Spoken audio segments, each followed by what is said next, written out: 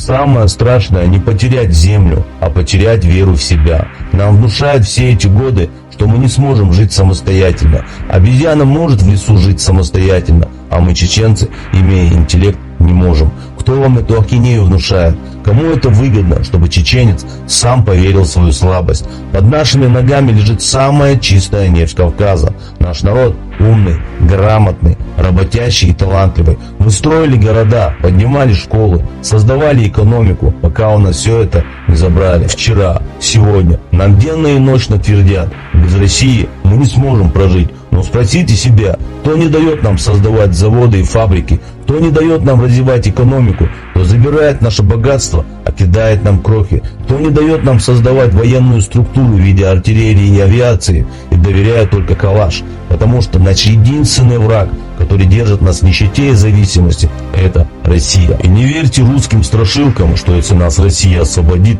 захватят другие. Мы пережили империи, армии, войны, депортации. Никто нас не сломал и не сломает. Сломить можно только того, кто сам перестал в себя верить. Свобода — это не про деньги. Свобода — это про честь. Мы, чеченцы, умели жить, умеем жить и будем жить самостоятельно. И никто в этом мире нам этому не помешает. Аллах свидетель, это вопрос времени.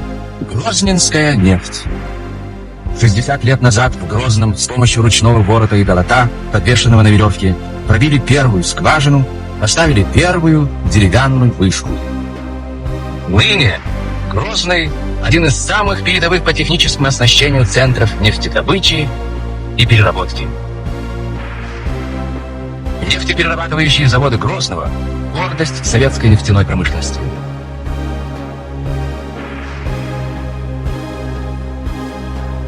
Все процессы превращения сырой нефти в разнообразные продукты проходят здесь скрыто от глаз.